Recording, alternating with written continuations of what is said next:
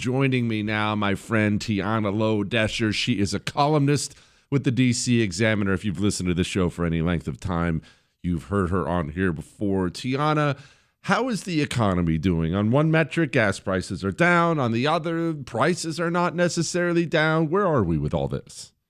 Hi, Jesse. So we're in a really weird holding pattern because the whole year has just been characterized by the uncertainty around Trump and the tariffs.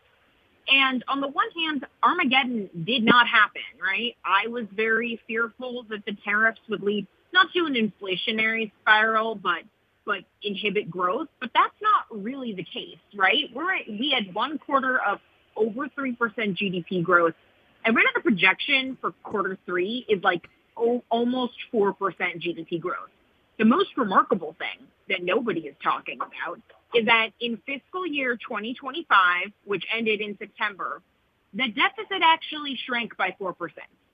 So you know me, Jesse, I am a single issue voter, and it's bring down the deficit as close to zero as possible. Mm-hmm. On that front, I couldn't be more thrilled because presidents never start out their terms lowering the deficit. If they ever bring down the deficit, it's after they blow it out in the first year or two of their term. So, I would say there is some success. It really is just a matter of where do the tariffs stick. If they stay at this level, which is an effective, 10 to 15%, people are basically fine. It's pretty clear that there's a little bit of a pass-through cost to the consumer, but nothing astronomical, right? Inflation is kind of waiting. One of the biggest issues we have is the Schumer shutdown. We don't get a real inflation report. So Republicans have to send in random Labor Department staffers, and they're going to try to put out an inflation report on Friday, but I don't know if anyone's going to believe it. So it's my very protracted, lengthy way of saying it's a mixed bag. It is unambiguously better than at any point under Joe Biden. Yeah, well, at least we have that. Okay, Tiana, the tariffs themselves, most people, myself included, okay, so I'm not acting like just other people are dumb. Most people are confused with what is actually in place, what is coming, who got tariffed on what, who got no tariffs at all, what is happening with China. Can you maybe parse that out for us a little bit? Yeah, everyone is confused about the tariffs. Okay. Because various parts of the tariff agenda are struck down. Some of it Trump tweets out, but it never actually goes into effect. In practice, it's something like the average import into the country is tariffed at, I think it's about 12 to 13% right now, and it varies from country to country. Most imports from Mexico are still tariffed at zero because of USMCA, whereas, most things from China, much higher tariff rate. Things like cars have higher tariffs, whereas bananas have lower tariffs for good reasons. We can make a car in America. We can't make bananas in a lot of America. And the big issue with the tariff success is that if the goal of the tariffs was to bring back American manufacturing, they're another incomplete failure, right? We've lost 40,000 manufacturing jobs since Trump took office. You don't regulate your way to growth. However, if the point of the tariff is to pay down the national debt, that's a different story. There they are kind of successful. And it's why, investors were having heart attacks over these things in April. And now they're like, okay, well, you guys are making more progress on the debt than we have in terms of changing the trajectory more than any other president in 20 years. So maybe it's not so bad. But again, we're Republicans. We're not supposed to like taxes. At least this is the kind of small one in practice. Again, we're speaking with Tiana Lowe Doescher, columnist with the DC Examiner. Okay, for the elephant in the room here, China.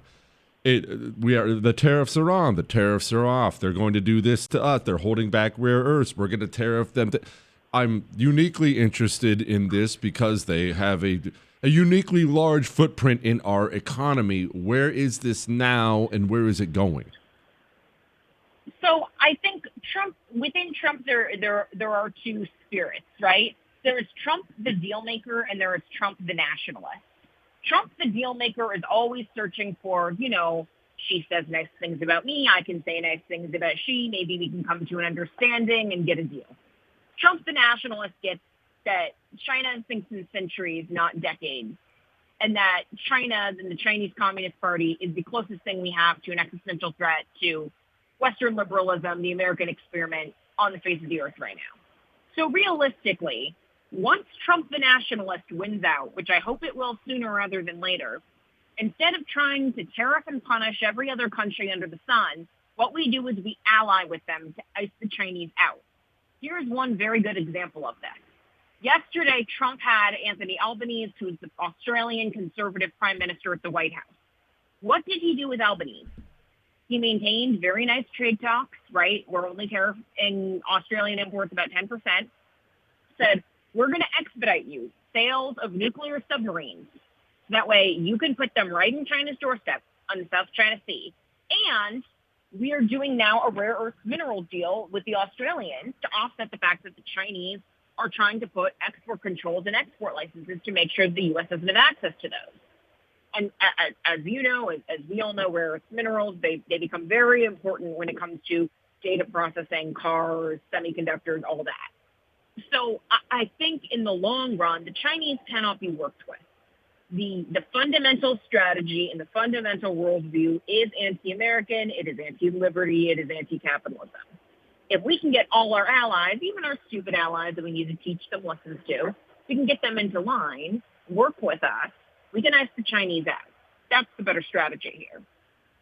Where does Canada come into play with all this, Tiana? Because I know that they've gone, I mean, they're just a communist country now. It's awful to watch. But our neighbors to the north are far to the left of really most of the United States of America even.